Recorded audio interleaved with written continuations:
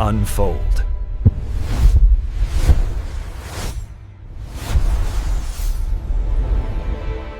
The deep dive is open.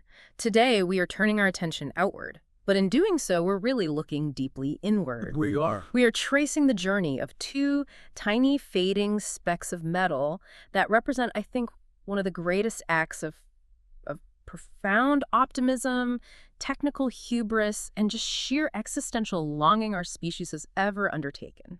The Voyager mission. The Voyager mission. And it's an extraordinary moment in history to be talking about this. I mean, they were launched nearly half a century ago, back in 1977. Right. And Voyager 1 and Voyager 2, they've gone so far beyond their original job as scientific probes. They're memories now. Physical memories of a mid-20th century Earth just drifting silently between the stars forever. And central to that whole legacy, bolted right onto their sides, is the artifact that defines them, the Golden Record.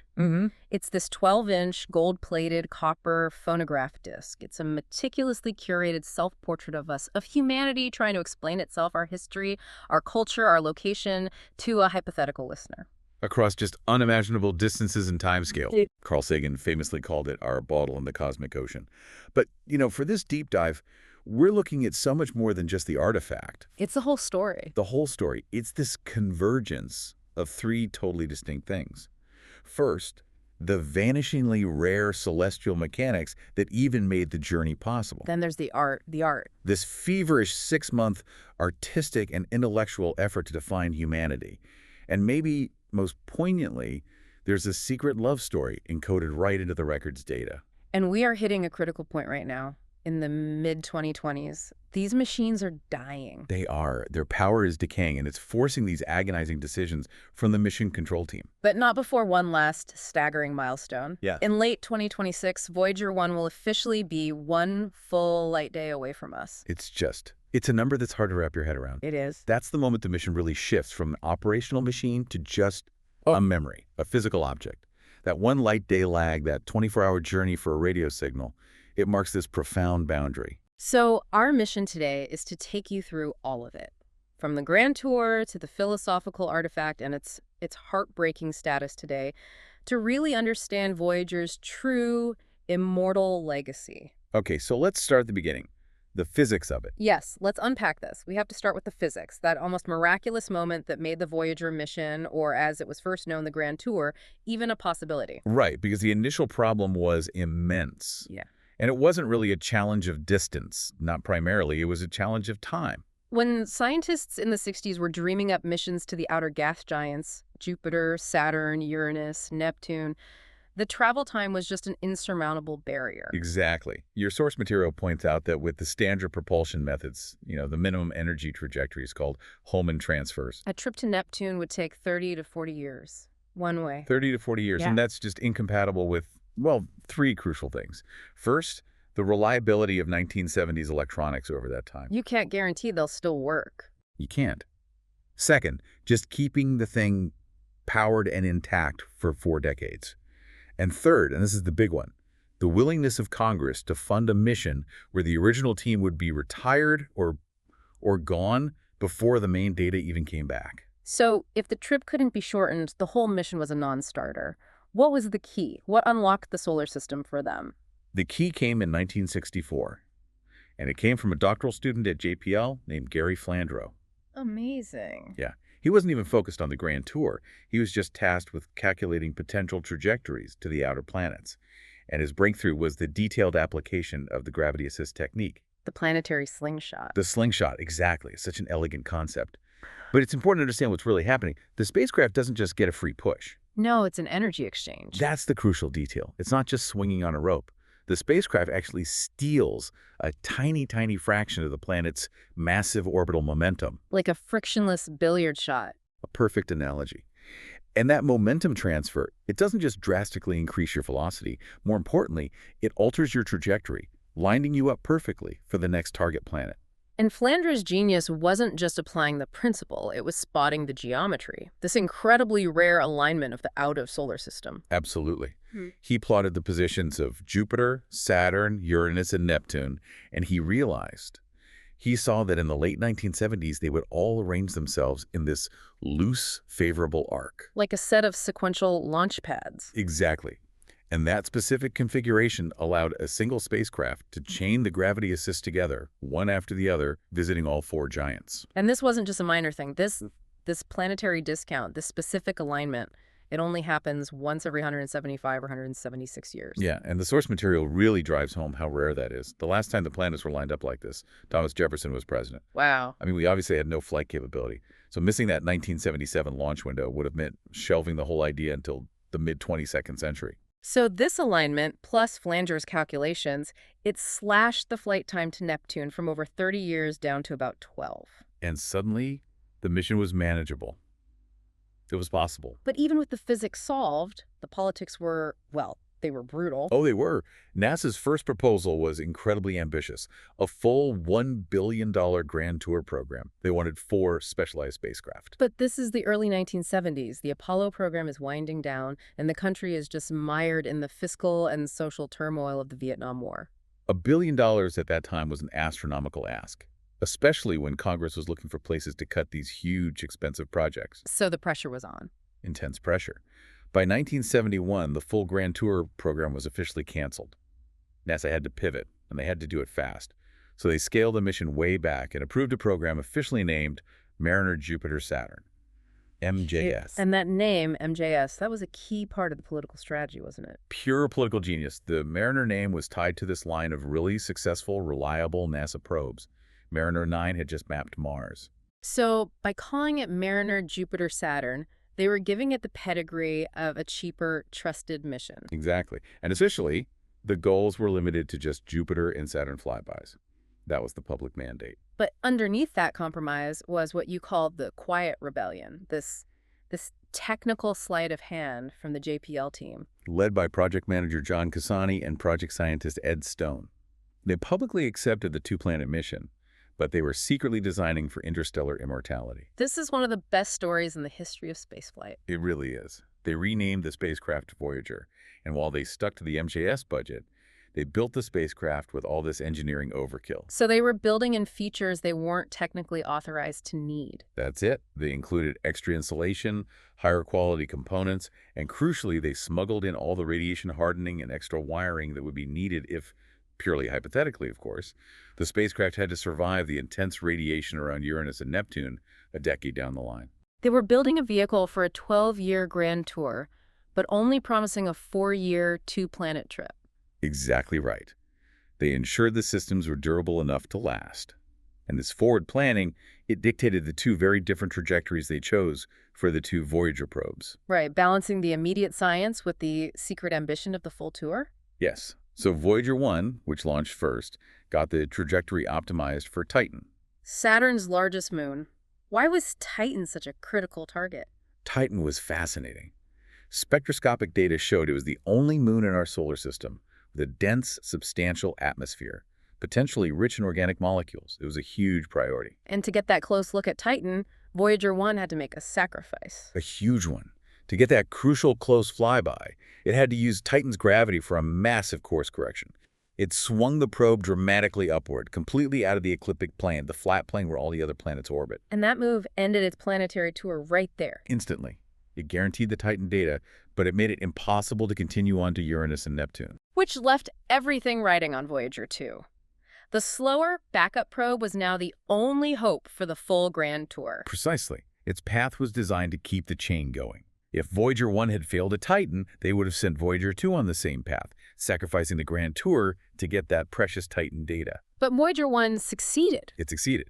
And that cleared Voyager 2 to execute that once-in-176-year gravity assist chain, making it the only spacecraft in history to visit all 4 outer giants. So a mission born from political compromise, built through engineering defiance, and driven by astronomical rarity. Once that destiny was locked in, they faced the big question.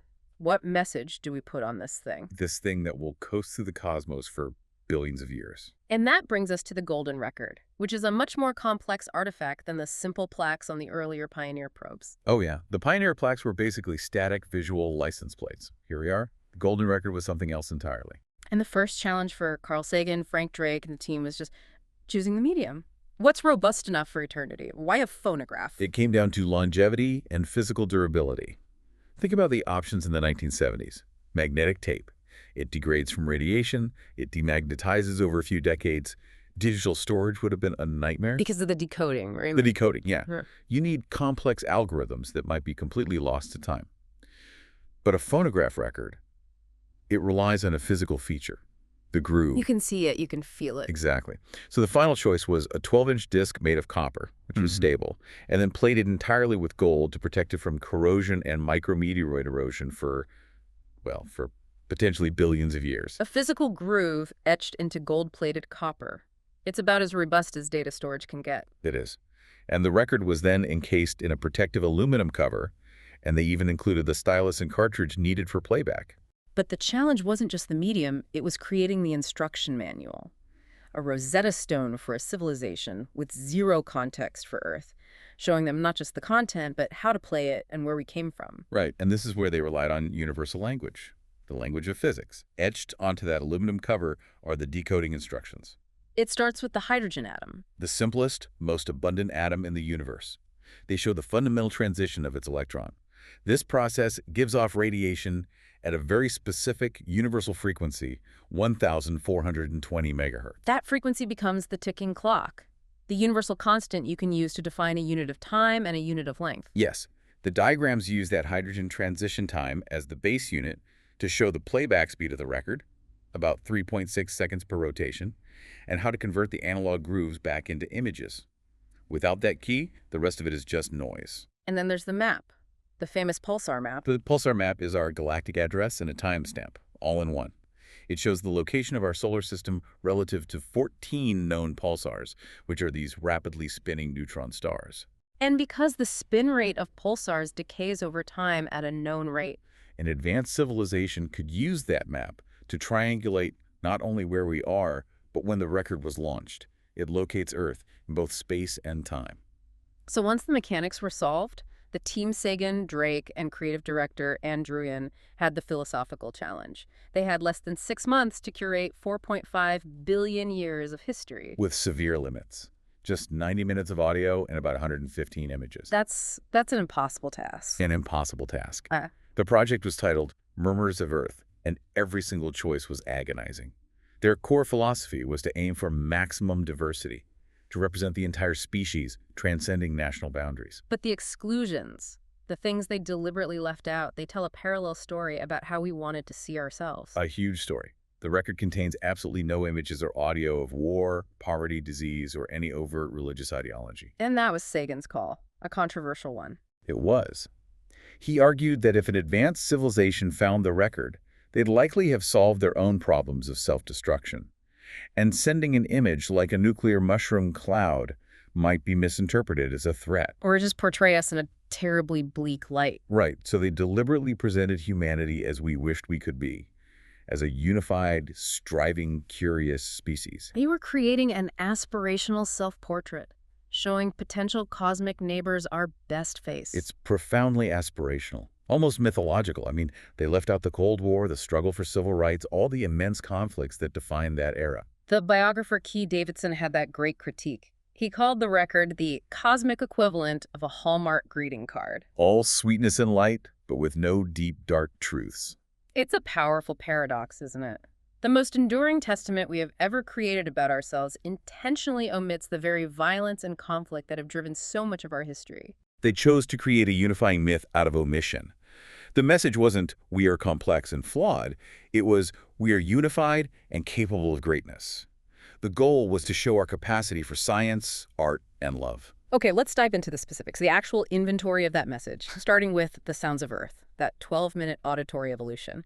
How did they possibly compress the acoustic history of a planet into that short a time? It was designed to progress chronologically, to give a listener a sense of time and evolutionary development. It starts with just primordial Earth, Pure geology. Volcanoes, earthquakes. The explosive sound of volcanoes, the noise of earthquakes, rushing wind, the sound of ocean surf, the planet before life. And then life emerges. Yes, the sounds transition into biology. You hear the chirps of crickets, the calls of frogs, hyenas, the trumpeting of elephants, birdsong. It moves from passive natural sounds to active biological communication. And the transition to humanity. It's marked by such intimacy. It really is. The human segment begins with simple actions, the sound of footsteps, a recorded heartbeat, and then, so profoundly, laughter. And the source material notes that this specific laugh, it was Carl Sagan's own. It was a small, private insertion that becomes this universal representation of human joy. And once humanity is established on the record, the pace accelerates incredibly fast. Right through the technological and industrial ages. The soundscape reflects our rapid mastery over materials and energy. You hear a blacksmith's hammer, a saw cutting wood, a tractor, a train whistle. And then the roar of advanced flight. An F-111 jet flyby, which then culminates in the overwhelming, incredible roar of a Saturn V rocket liftoff. It's the sound of us leaving our planet. But then it circles back. The montage concludes not with technological power, but with human connection. The final acoustic impressions are a recorded kiss and a mother comforting a crying child. It acts as an emotional anchor. It suggests that even after all our technology, the fundamental human experiences are family, comfort, and love. We have to talk about the music. 90 minutes, selected not just for beauty, but for the mathematical structures inside the music. The music was the most fiercely debated part of the whole record. The team struggled to balance Western classical tradition with global ethnomusicology. But one composer became central to the whole project, Johann Sebastian Bach. He has 3 tracks on there, more than anyone else. He does. Why Bach? What was it about his compositions that they felt best represented human thought to aliens? It was a complexity of his polyphony and his counterpoint. Pieces like the Brandenburg Concerto No. 2, the Gavotte Rondeau, they demonstrate these intricate, interwoven, highly structured mathematical relationships. So the idea was that the structure itself was the message. The structure was the evidence of advanced rational thought, the ability to build enormous complexity out of simple rules. It was the clearest musical demonstration of a scientific mind at work. But they moved beyond pure mathematical structure. You have the famous inclusion of rock and roll. Yes. Chuck Berry's Johnny B. Goode. The push for that came mainly from Druyan and Timothy Ferris. They saw it as the perfect representation of American energy, cultural fusion, modern exuberance. But there was pushback. Alan Lomax, the ethnomusicologist, he felt it was adolescent. He did. And Sagan's response really defined the spirit of the project. He acknowledged that, yes, maybe it is adolescent, but adolescence is a crucial, energetic phase of any species. His quote was, "There are a lot of adolescents on the planet." I love that. It broadened the scope beyond just high culture. It did. And then you have the really painful story of the Beatles. The team desperately wanted to include Here Comes the Sun. I mean, what song better embodies hope and optimism? It was a perfect fit. Yeah. And the band themselves, they reportedly gave their blessing. But they were blocked by their record label, EMI, who held the publishing rights. A cosmic gesture blocked by copyright law. It's the ultimate bureaucratic tragedy. A ridiculous, but really poignant footnote on the pettiness of human institutions. And that failure makes the choice of the most emotionally profound track even more striking. Blind Willie Johnson's Dark Was the Night, Cold Was the Ground. Ah, yes. It's the record's counterweight. Johnson was a blind blues musician who died in extreme poverty. And the track is haunting. It's wordless, just a slide guitar, conveying this primal sound of suffering and yearning. Timothy Ferris championed it as the expression of cosmic loneliness. That's right, that deep, universal feeling of existential isolation that's also a fundamental part of being human. It prevents the record from being too sweet, balancing the celebration with this profound, marginalized pain. It showed our capacity for struggle and blues, the very things they left out of the pictures. Exactly. And speaking of the pictures, all 116 of them were encoded as analog signals. But even there, you see censorship creep in. Right. The team planned to include a simple, educational nude photograph of a man and a pregnant woman, just to convey human anatomy and reproduction. A straightforward scientific diagram, really. But NASA in the 1970s, they vetoed it. Yes.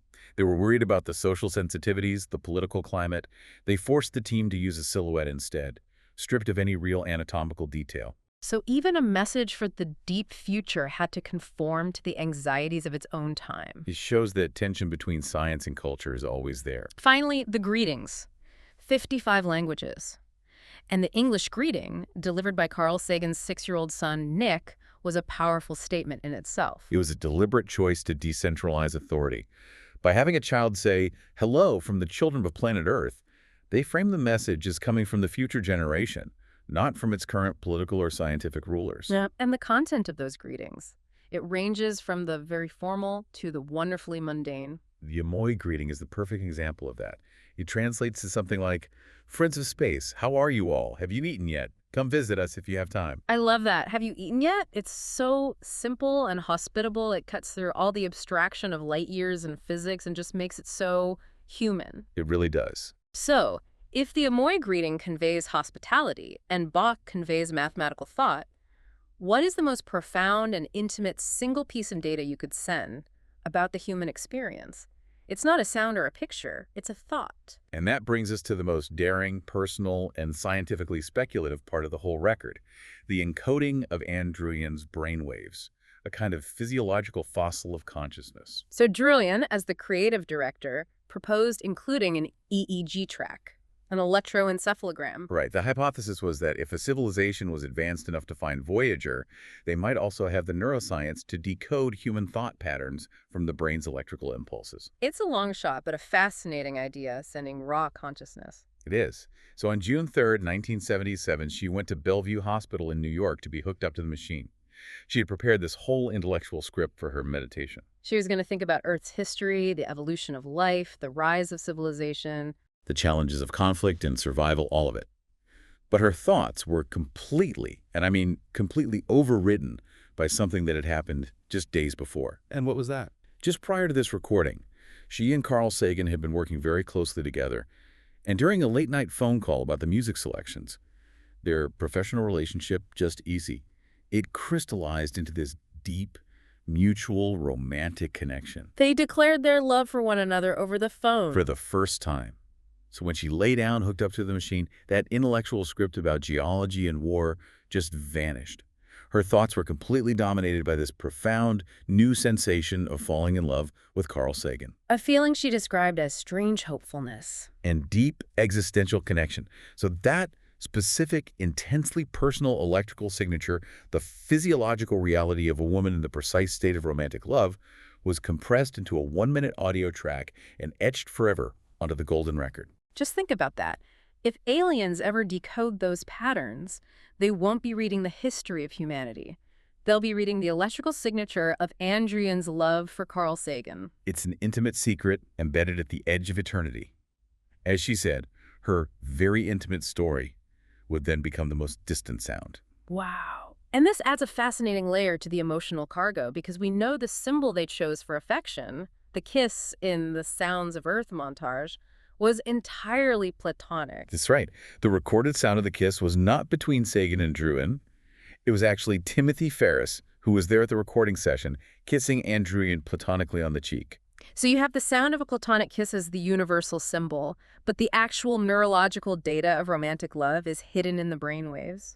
The personal love story that defined the rest of their lives remains the emotional ghost in the machine, destined to travel forever. It really shows the dual nature of the whole project, doesn't it? This grand ambition to define a species, combined with the profoundly human, intimate moments that actually define a life. Okay, moving from that emotional cargo to the immense physical reality, let's check in on the current status of the probes. They are so far beyond their projected lifespans, and their status in the mid-2020s is becoming, well, precarious. They are true trailblazers. Voyager 1 crossed the heliopause. That's the boundary where the sun's influence ends and interstellar space begins, back in 2012. And Voyager 2 followed in 2018. Making them the only human-made objects ever to officially enter the space between the stars. And when they crossed that boundary, they sent back confirmation of a new soundscape, the interstellar hum. The plasma wave subsystem, the PWS, registered this fundamental change. Inside our solar system, the noise is all about the sudden, intense bursts from solar flares. But out there, in interstellar space, the PWS detected this persistent monotone vibration, a gentle acoustic hum. What's causing that? It's the sound of the void itself. It's caused by the oscillation of plasma electrons in the interstellar gas. The density is incredibly low, but its constant presence creates this distinct, steady acoustic environment that we'd never measured before. But the biggest milestone now is just the sheer distance. The mission's longevity is now fighting against the speed of light itself. The 2026 milestone for Voyager 1 is transformative. It's going to reach about 170 astronomical units. That's 170 times the distance from the Earth to the Sun, making it one full light day away. And the implication for mission control is just staggering. A command sent from Earth traveling at the speed of light will take 24 hours to reach the spacecraft. And another full 24 hours for the reply, the telemetry, to get back to Earth. So it's a 48-hour lag for a single exchange. The controllers are literally conversing with the past. They have to predict the state of the machine days in advance. They do. And at that distance, the physical reality is also profoundly different. Our sun is no longer a dominating orb. From 170 AU away, it's just a star. Just the brightest star in the sky, far too dim to provide any meaningful warmth or light. The vastness of space has well and truly consumed them. Which leads us to the increasingly painful engineering story, the Great Shutdown. The life of the probes is now entirely dictated by the decay rate of the plutonium in their power source. The RTGs, the radioisotope thermoelectric generators. And that decay is relentless and predictable. The power output drops by about 4 watts every single year. From 470 watts at launch, they're now operating on, what, about 280? Roughly, yes. And that is barely enough to maintain the critical systems. So mission control is in this agonizing process of triage. They're having to sacrifice instruments that are still working, still sending back science, just to keep the spacecraft alive. And it's often counterintuitive what they have to shut down. They aren't turning off instruments just to save power for the radio. They're shutting things off to conserve power for the heaters. The heaters for the fuel lines. Exactly. If the fuel lines for the tiny attitude control thrusters freeze, the thrusters fail. If the thrusters fail, the spacecraft can't keep its main antenna pointed precisely back at Earth. And if they lose that antenna lock, the faint 22-watt whisper of a signal is instantly lost. The mission ends. Keeping that antenna pointed at Earth is the absolute top priority. So by 2026, we're talking about shutting down instruments that are still sending back unique data from interstellar space. We are. The plan has been aggressive. On both probes, the cosmic ray subsystem, the CRS, is either compromised or slated for shutdown. That's a huge loss for interstellar physics. It's measuring the very environment they're flying through. It is. And on Voyager 1, the low-energy charged particle instrument, LECP, is also on the list for deactivation. We're losing our direct in-situ measurements of the physical conditions just beyond our solar bubble. The technical improvisation to keep them going this long must be just extraordinary. It is a marvel of human ingenuity. The engineers are forcing the remaining instruments to operate at temperatures far, far below their design specs. Some components were built for room temperature, and they're now working reliably at temperatures colder than liquid nitrogen. But even with all that, the power decay means there's a definitive end date. NASA estimates that by the early 2030s, the power will be so low they won't even be able to run a single instrument while also heating the fuel lines. The conversation will end. The faint signal of the Voyagers will fall silent forever. But before that final silence, we have to talk about the mission's final intentional act of philosophy, the pale blue dot image. This was Carl Sagan's last great push for Voyager 1. After the Neptune flyby in 1989, the primary science was done. But he lobbied NASA relentlessly. He argued that before they shut the cameras down for good, they had to turn the spacecraft around and take one last family portrait of the solar system. And there was immense resistance from the engineering team. They were deeply worried about pointing the sensitive cameras so close to the sun, even from that distance. They feared it could damage the sensors. Or scatter light in the housing, jeopardizing what little mission time was left.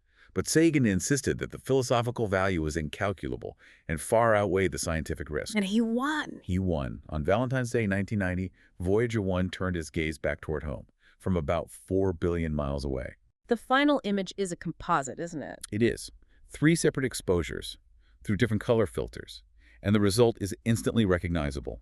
Earth, a tiny single point of light, occupying less than 1 pixel, suspended in a scattered ray of sunlight. The pale blue dot. And Sagan's reflection on that image, in his book of the same name, it's perhaps the mission's most powerful philosophical legacy. He called Earth a mote of dust suspended in a sunbeam. The strength of it is how it just instantly negates human centrality. It's the ultimate dose of cosmic humility. It forces you to reconcile everything. The entirety of human history, all the joy, all the suffering, all our confident religions and ideologies, every hero and coward, all of it, confined to that single tiny pixel. And he used it to put human conflict into this sharp, devastating context. That famous line, think of the rivers of blood spilled by all those generals and emperors, so that in glory and triumph they could become the momentary masters of a fraction of a dot. It's the essential duality of the Voyager mission. The Golden Record says, this is who we are, with pride and aspiration.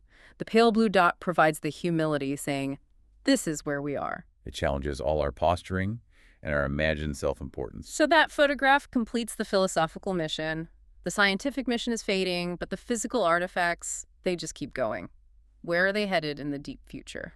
Well, Voyager 1 wasn't aimed at any specific star, but its trajectory means its first major landmark won't happen for tens of thousands of years.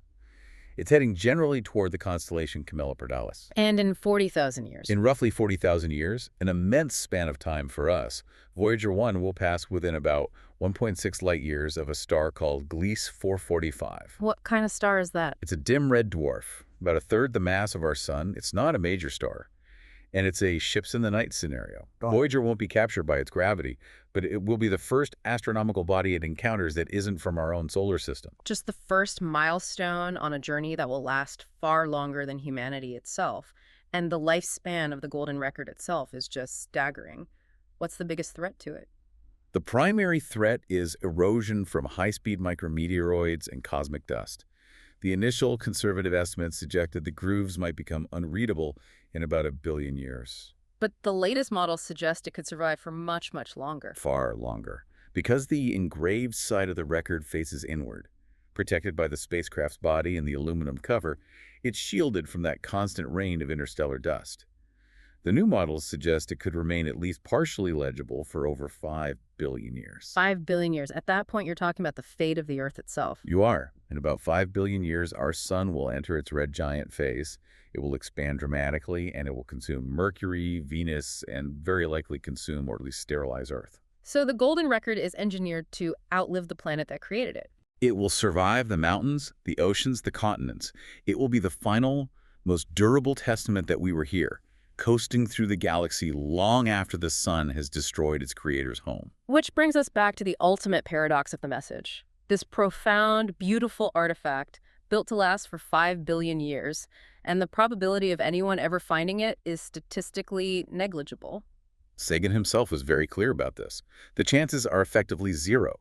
Given the sheer volume of interstellar space, the probes will only be found if there is a massive, advanced, spacefaring civilization that is actively looking for things like this. So the realization is that the true audience was never the aliens. The true audience was us. It was. The entire feverish 6-month process of creating it forced humanity to look in the mirror. We had to collectively decide what mattered most. And in doing so, we were forced to present ourselves as a unified species, the children of planet Earth, not a fractured collection of competing nations. We chose Bach's mathematical complexity over the sounds of war. We chose the intimacy of a kiss and the sound of laughter over political speeches. The act of creation itself was the mission.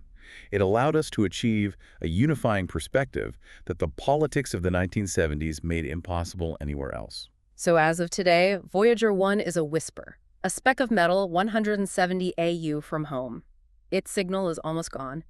Soon, the heaters will fail, the thrusters will freeze, and that faint radio transmission will die, ending this decades-long conversation. But the motion continues, Newton's first law.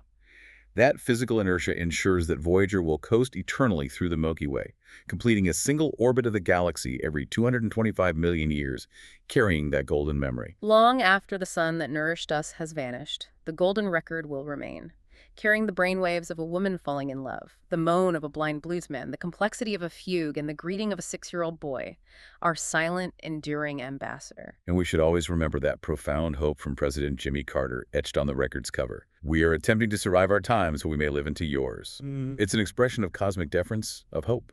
The Voyager mission is no longer about science. It's about memory, perspective, and immortality. The act of creating that record was arguably the single most hopeful thing our species has ever done. So, here's a final provocative thought for you to carry forward. If humanity had to create a new golden record today, knowing everything we know now about the urgency of climate, about pandemics, about technology, What dark truths or what radically different, greater aspirations would you choose to encode for the cosmic ocean?